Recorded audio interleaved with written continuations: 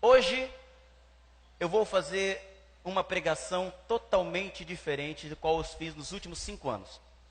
Por que eu vou dizer o que eu vou dizer? Porque eu não quero depender do seu engano para exercer meu ministério. Então eu vou tocar em um dos temas mais controversos da experiência cristã. É um dos temas que envolvem poder, envolve status, envolve dinheiro, envolve luxúria, envolve tudo aquilo que nós já temos visto, ouvido. Então eu gostaria muito que você abrisse sua Bíblia no livro de Malaquias, capítulo 3.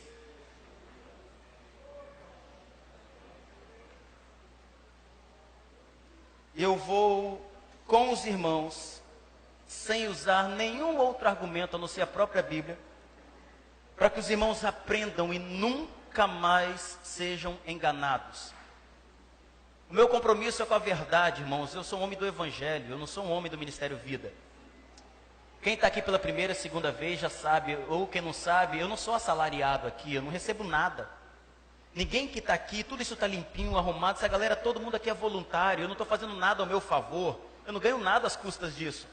Mas eu também não quero depender do engano de ninguém para que a gente mantenha isso aqui, ou que a gente mantenha qualquer obra que seja gratuita, amorosa, sincera, verdadeira. Então eu vou desmistificar um texto que é mais usado para manipulação e controle de uma coisa chamada dízimo. Vocês estão preparados, irmãos? Bíblia aberta. Não pisque os olhos. Malaquias capítulo 3. É importante nós salientarmos e lembrarmos que Malaquias é um profeta menor. Começando o texto, quando você vê em Malaquias capítulo 1, versículo 1, começando o livro, Malaquias diz: peso da palavra do Senhor contra Israel. Malaquias estava escrevendo para Israel, não era para toda a humanidade, era para a nação de Israel, povo judeu. Povo gentil, que não é judeu, não tinha lei como segmento, não se seguia lei. A lei era para o povo judeu. Então Malaquias começa o livro dele dizendo isso: peso da palavra do Senhor contra Israel. Então vamos em Malaquias capítulo 3. Se você está com a Bíblia no celular, no iPhone, no iPad, pouco importa, abra a sua Bíblia aí. Malaquias capítulo 3. Eis que envio o meu anjo, que preparará o caminho diante de mim, e de repente virá a seu templo o Senhor. Quem é o Senhor aqui? Vamos, gente, eu vou precisar de vocês. Quem é o Senhor aqui? Deus. Então, virá Deus, a quem vós buscais, o anjo do concerto. Anjo do concerto, em alguns aí o anjo da aliança. Está vindo para o povo um concerto. Olha, se está vindo um concerto, é porque alguma coisa está desconcertada. O anjo do concerto está vindo, ele vai consertar alguma coisa. A quem vós desejais, eis que vem, diz o Senhor dos Exércitos. Quando você for ler a Bíblia, é fundamental que você pare de olhar comentário bíblico. Porque comentário bíblico é comentário do autor. E às vezes muitos tendenciosos. Então tenha cuidado ao ler a Bíblia para não ficar preso a comentário bíblico. Era necessário um conserto. Alguma coisa estava errada. Versículo 2. Mas quem suportará o dia da sua vinda? Quem suportará o dia do conserto? E quem subsistirá quando ele aparecer? Porque ele será como fogo do ourives. Fogo do ourives é o quê? Que testa, que separa, que limpa, que purifica. Ele vai ser como fogo que purifica o ouro, né? Quem mexe com ouro, com prata aí sabe. Ou o fogo que purifica, e como o sabão dos lavandeiros. Ou seja, eu vou lavar isso aqui. Está vindo um concerto, que vai ser um concerto que vai ser como fogo, vai limpar, vai purificar, porque está sujo. Você como um lavandeiro que está passando sabão para limpar alguma coisa. O que será que está acontecendo aqui? Versículo 3. E assentar-se-á, afinando e purificando a prata, e purificará os filhos de... Quem são os filhos de Levi? Sacerdotes. Os levitas, os sacerdotes. Filhos de Levi eram sacerdotes. Quem aqui estava precisando ser purificado? Sacerdotes. Quem aqui estava precisando do conserto? Sacerdotes. Gente, estamos lendo o texto, está claro aí. Então, ele está vindo para purificar, como ouro, ouro é purificado, como a prata, vem lavar como o sabão dos lavandeiros, e vai pedir um conserto aos filhos de Levi, aos sacerdotes. Continua, e afinará como ouro e como prata. Então, depois de purificados, depois de vocês estarem limpos, sacerdotes, depois que vocês estarem purificados, vocês trarão oferta em justiça, porque Deus não estava aceitando coisa nenhuma de ninguém. Os sacerdotes estavam imundos, os líderes estavam impuros, os líderes estavam botando a mão na massa, na grana do povo, eles precisavam ser purificados. Então, quando vocês forem purificados, eu então vou começar a receber as ofertas de vocês. Estão entendendo o texto? Está simples aí, sem teologizar, só leitura reta. Então, o Senhor, vocês vão trazer a oferta de justiça. Deus não estava aceitando a oferta. E a oferta de Judá e de Jerusalém será suave. Continuem. Como nos dias antigos, como nos dias primeiros, ou como nos primeiros anos, o povo estava levando a oferta, mas os sacerdotes estavam sendo desonestos, os sacerdotes estavam desconcertados. Qual era a representação do sacerdote, pessoal? O líder. O sacerdote representava o povo perante Deus, o líder. Esses líderes estavam desconcertados. Olha para quem até agora, Malaquias capítulo 3, está sendo escrito. Continua o raciocínio, porque você vai tomar o maior susto da sua vida. Versículo 5. E chegar-me-ei a vós para juízo. Ele vai chegar a quem? Aos sacerdotes. Eu vou chegar a vocês, sacerdotes, vou chegar para vocês para juízo, porque vocês precisam se consertar. E serei uma testemunha veloz contra os feiticeiros. Quem eram os feiticeiros? O que os sacerdotes estavam praticando? Feitiçaria. Tem gente que está no texto aí. Sacerdotes estavam praticando feitiçaria. O que mais os sacerdotes estavam fazendo? Adulterando. O que mais os caras estavam fazendo? Jurando falsamente. O que mais os sacerdotes estavam fazendo? Roubando o trabalhador, defraudando os que trabalham, defraudando o jornaleiro que você tem aí. Olha o que os sacerdotes estavam fazendo. E perverteram o direito da viúva. Tiraram-o do órfão, do estrangeiro, do trabalhador, e não me temem, diz o Senhor dos Exércitos. Na cultura judaica, a viúva tinha direito, era sustentada pelo templo. Leia depois Deuteronômio capítulo 14 em casa, e você vai ver para que era o dízimo. Deuteronômio 14, lá na lei. Então ela tinha direito. Vocês não me temem, diz o Senhor. Quem é que não está temendo a Deus? Sacerdotes. Está até agora sim, viu pessoal? Super simples. Versículo 6. Porque eu, Senhor, não mudo. Por isso, vós, filhos de Jacó. Filhos de Jacó. Jacó na Bíblia é conhecido como enganador.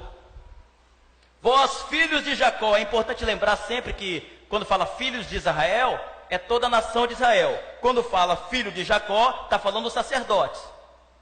Vocês, seus enganadores. Porque o que acontecia, pessoal? Da cultura judaica, o povo não era o povo que ia oferecer a Deus o sacrifício. Cada tribo tinha o responsável pelas coletas, que era o sacerdote. Então toda a tribo levava para o sacerdote, conhecido como filhos de Jacó. E o sacerdote, ao pegar a coleta do povo, ele levava para o sumo sacerdote. Então o sumo sacerdote entrava no templo perante Deus para oferecer o sacrifício.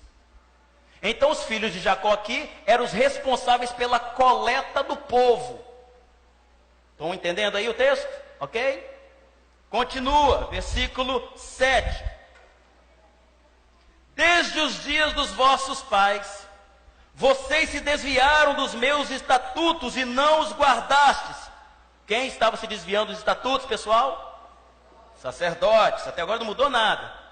Tornai vós voltem-se para mim, e eu tornarei para vocês, diz o Senhor dos Exércitos. Mas vocês ficam perguntando, como que nós devemos nos tornar? Quem é que está fazendo essa pergunta idiota? Sacerdotes. Versículo 8. Roubará o homem a Deus? Todavia vós me roubais e dizeis, em que nós te roubamos? Nos dízimos e nas ofertas alçadas. Quem é que está roubando? Não é o povo. Toda vez que pastor vem com esse papo, roubará o homem a Deus? Vós me roubais. Ele aponta para o povo, né? Mas essa passagem não é para o povo, é para o sacerdote, que estava roubando o povo. É só ler Bíblia, irmãos, que a gente não é enganado. É só ler Bíblia para parar de ser enganado com medo de devorador, destruidor, bicho, capeta, demônio, que é só para botar terror para as pessoas obrigadas a darem até o último tostão. Aqui é só Bíblia, não estou citando ninguém, só Bíblia, leitura reta, interpretativa, simples. Continua. Roubará o homem a Deus? Vocês sacerdotes, vocês têm como me roubar? Todavia vocês estão me roubando e perguntando, o que nós te roubamos? Nos dízimos e nas ofertas alçadas, com maldição sois amaldiçoados, porque me roubais a mim. Vós, toda a nação. Que nação? Nação de Israel. Para aqui. Olha que texto sério. Com maldição sois amaldiçoados. Que maldição? Vou explicar daqui a pouquinho qual é a maldição. Daqui a pouquinho, não tem nada. Eu te amaldiçoo, não é nada disso. Vou explicar aqui no texto, daqui a pouquinho. Só ler Bíblia, para não ser enganado. A oferta que eles estão roubando é da viúva, do pobre, do jornaleiro, do trabalhador. E estão dizendo, mas não que nós estamos roubando. É isso que está acontecendo aqui. Versículo 9. Com maldição vocês são amaldiçoados, porque me roubais a mim, vós toda a nação. Você está percebendo que agora a nação toda está tomando a cabeça? Esse é o maior perigo de quem está dando dinheiro para pastor fraudulento, sustentando obra fraudulenta e dizendo, não é problema meu que eu estou dando dinheiro lá, ele que se vire com Deus. A nação toda está sofrendo por causa de pastor ladrão, por causa de sacerdote ladrão, pilantra, e você sustentando esse tipo de pilantragem. Desculpa, visitante, hoje eu tenho que passar o rodo aqui. Tem que esclarecer o povo, vou parar de ser enganado. A mãe passando fome em casa, acabou o gás, e o filho da mãe tem coragem de ir para a igreja dar todo o dinheiro, mas deixa a mãe morrendo de fome, falando que Deus vai prover.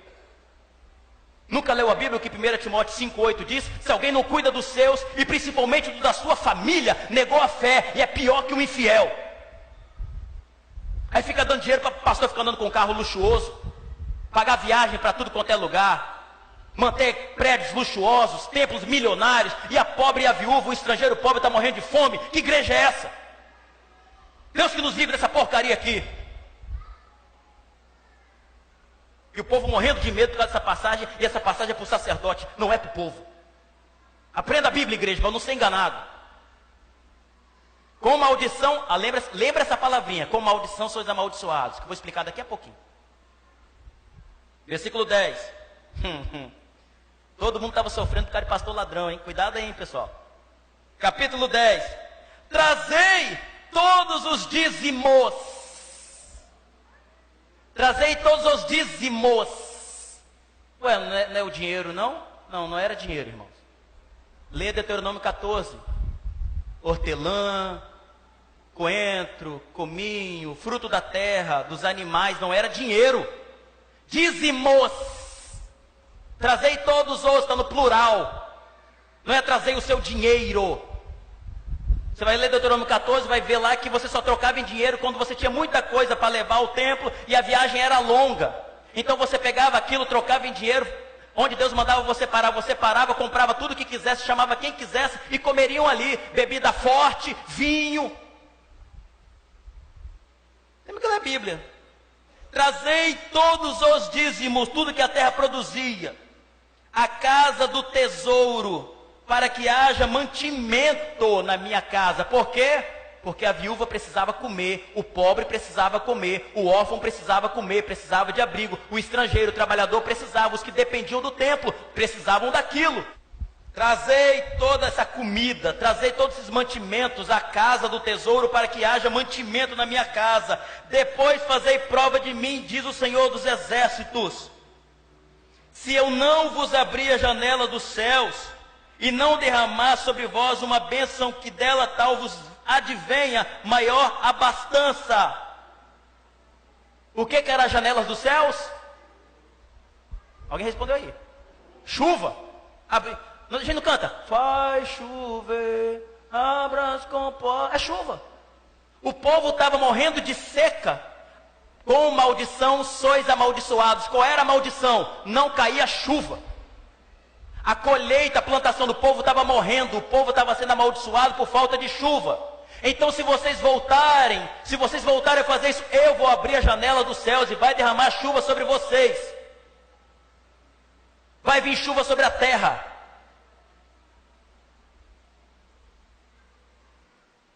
Faz prova de mim, eu vou abrir a janela dos céus. E por causa disso,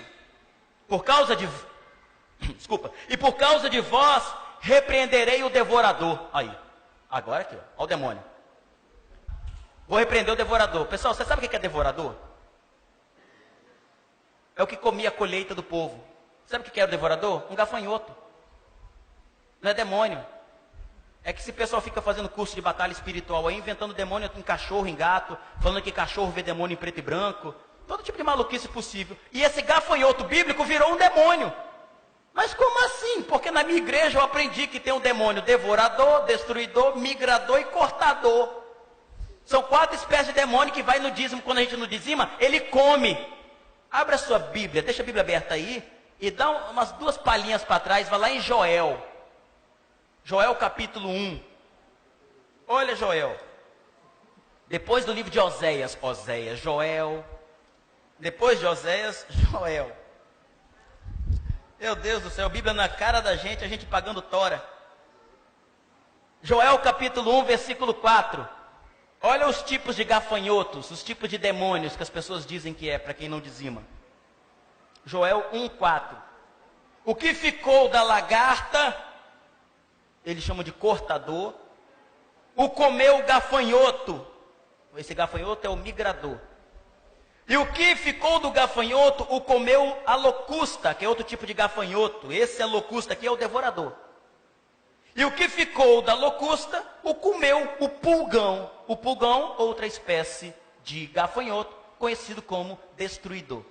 Não tem nada a ver com o demônio, irmãos. Eram os gafanhotos que vinham na colheita, de vez em quando, de tempos em tempos, ficavam, comia tudo e acabava com a plantação do povo. Continua no texto. E por causa de vós repreenderei o devorador, para que não vos consuma o fruto da terra, para que não coma a sua plantação. E a vide do campo não vos será estéril, não vai parar de produzir, diz o Senhor dos Exércitos. E todas as nações vos chamarão bem-aventurados, porque vós sereis uma terra deleitosa, diz o Senhor dos Exércitos. Acabou. Não tem demônio, não tem devorador, não tem roubando a Deus, porque essa palavra é para o sacerdote, não é para o povo. E está explicado. Bíblia pura, não tem enganação. Pastor, então, mas espera aí. Lá em Mateus 23, 23, abra sua Bíblia, por favor, Mateus 23, 23. É fundamental esse versículo no Novo Testamento, porque o dízimo era uma obrigação no Velho Testamento, era uma obrigação lá na lei. Não há mais essa obrigação de ninguém dizimar. Não há mais obrigação. Ninguém mais é obrigado. Na lei, para o povo judeu, era uma obrigação. Nós não somos judeus. Era uma velha aliança para o sustento do templo, para o sustento dos sacerdotes, para o sustento do povo lá. Nós não somos judeus. Aquilo morreu, caducou. Mateus 23, 23. Ai de vós, escribas e fariseus hipócritas, porque dais o dízimo da hortelã, do endro e do cominho, e desprezais o mais importante da lei, o juízo mais importante da lei: o juízo, a misericórdia e a fé. Vocês deviam, porém, fazer estas coisas e não omitir aquelas, seus hipócritas. Condutores cegos, coais um mosquito e engolis um camelo. Por que Jesus mandou eles darem o dízimo? Porque era obrigação do judeu fazer isso. Porque existia o templo para eles sustentarem. E Jesus fala: vocês estão dando uma de exterior, dando o dízimo, doendo e do cominho, mas vocês não estão amando. Vocês não estão buscando a verdade, a justiça, o juízo, a generosidade. Vocês deviam fazer estas coisas sem omitir aquelas. Vocês seguem a lei. É por isso que na cruz Jesus falou: está pago, está consumado, está completo, tetelestai, está feito. Uma vez e para sempre, acabou. Porque o fim da lei é Cristo, para a justiça de todo que crê. Não estamos mais debaixo da lei. Não vivemos mais debaixo da lei, estamos debaixo da graça. Então Jesus em Mateus 23 está denunciando a hipocrisia dos fariseus e não mandando dizimar. Deixa eu dizer mais 3 coisas para vocês históricas. Até o ano 600, 700 depois de Cristo, não se tem nenhum registro da igreja dizimando. Não se tem nenhum registro de Jesus dizimando. Dai a César o que é de César. O que era de César? Imposto, tinha que ser pago. Dá a Deus o que é de Deus. O que é de Deus? Amor, graça, misericórdia, voluntariado, generosidade. Dá a César o que é de César, gente. E dê a Deus o que é de Deus. É por isso que Jesus fala: meu reino não é desse mundo. É por isso que Jesus fala: meu reino não é de visível aparência. Temos que aprender com Jesus. Então dai a César, paga o que é tributo. Tributo, a honra, verdade, imposto, a ele pague. A Deus, dá a Deus o que é de Deus, cara. E o que é de Deus? A generosidade, o amor, a justiça, e blá, blá, blá. Aí vem algumas perguntas básicas. Pastor, é 10%? Você tem que lembrar que Deus te deu 100%. Você é responsável por 100, não por 10, ou por 1, por 5, por 50. Você é responsável por 100% de tudo que você tem. Então a primeira pergunta que as pessoas fazem: pastor, é 10% mesmo? Dízimo é 10ª parte, 10%? Não tem isso na lei, na graça. Na lei tem dízimo, 10ª parte. Na graça não temos isso. Nós vivemos pela graça. É 10%? Segundo, eu devo dar aqui? Como assim dar aqui? Você tem que contribuir no lugar onde você vê a misericórdia, a mão de Deus sendo necessário. Onde você valoriza uma obra verdadeira. Um lugar que não tem conluio, engano. Onde você é alimentado, você recebe. Você não tem partilhado dons espirituais aqui, aprendido? Mas tem o orfanato Thomas, que precisa ali. Rafael Thomas. Tem o lar da Lar Batista, que precisa, cara. Tem mendigos aqui na cidade que está precisando. Tem o que dar aqui? Não, você vai dar onde necessita. Mas por que eu entrego aqui? Primeiro, porque você quer. Segundo, porque isso aqui é mantido com essa contribuição espontânea e voluntária sua. Porque aqui ninguém é obrigado a dizimar, nem obrigado a dar 10%. Eu nunca dei 10% aqui. Nunca. Aqui todo mundo, tem gente que dá 20%, tem gente que dá 1%. Não é quanto se dá, é a qualidade do que se dá. Com que coração você dá. Isso é fundamental. Então é aqui? Não. Aqui nós precisamos sustentar esse lugar. Aqui no dia que a gente não conseguir pagar isso, a gente vai para outro lugar. Porque aqui é pago assim, um mês esperando ter dinheiro para pagar o outro. É por isso que não temos caixa aqui. Aqui é consciência de você saber que você não é mais obrigado, mas você é consciente, você é responsável. Afinal de contas, você decidiu fazer parte de um lugar. E isso tem responsabilidades. Uma delas é mantermos isso aqui funcionando. Porque no dia que a gente estiver, a gente não está preocupado com o templo. A gente está preocupado com a sua vida, cara. Como é que você vai produzir na casa? Porque se você tem 2 em casa, 3, a sua casa pode ser uma árvore frondosa, cara. E na sua casa, a gente vai se abrigar lá. E na sua casa vira uma colmeia, jorrando mel para a vida das pessoas que vão lá se alimentar. Cada casa vira uma igreja, gente. Nós não somos pessoas de templo, não. No dia que as pessoas fecharem o coração aqui, começarem a ser obrigadas, começarem a ter que pagar as coisas aqui, pagar para Deus, a gente fecha as portas. Aí você vai voltar para uma igreja onde o pastor toca o terror mesmo, onde você tem que pagar mesmo, Deus vai botar a mão, se você não der dinheiro aqui, você vai gastar em remédio, olha que o devorador vai te pegar. Eu duvido alguém que aprendeu isso aqui hoje vai cair nessa esparrela de Malaquias. Pastor ladrão, pilantra, estelionatário usa Malaquias para charcar o povo. Eu não devo nada a ninguém, sou homem livre, não dependo de igreja, dependo de dinheiro de ninguém aqui. Vou dizer a verdade para o povo, mesmo que seja contra nós, mesmo que a partir de hoje as pessoas parem de dar dinheiro aqui, e no dia que parar de dar dinheiro, fecho as portas, e vou pregar o evangelho na minha casa. Eu sou homem do evangelho, gente. Seja do evangelho você, seja consciente, rapaz, pô, meu filho está aprendendo aqui, eu usufruo desse lugar, eu sou instruído, rapaz, olha como minha mente está sendo aberta aqui, pô, nada mais justo do que você manter isso aqui, mas por obrigação não, por pressão não, por medo não. O amor lança fora todo medo. Em Cristo não tem medo, meu irmão. Em Cristo você é livre, você é amado assim, com generosidade, sem generosidade. Mas quando você não é generoso, você vira um egoísta. O egoísmo acaba com a gente. Você é alguém que vive para o próprio ventre, alguém que só vive para você mesmo. É os seus interesses, as suas coisas, o seu dinheiro, e o teu irmão do teu lado morrendo de fome. Ser generoso faz bem a você, não é ao próximo não, é a você. O próximo é dadivoso por aquilo que você fez. Mas dizimar, ofertar, o nome que você quiser dar a isso, faça com o coração, porque vai fazer bem a você, para você não se pedrar. Não fechar o teu coração ao próximo, porque nesse tempo que todo mundo busca ser rico, busca riqueza, o amor vai se esfriando.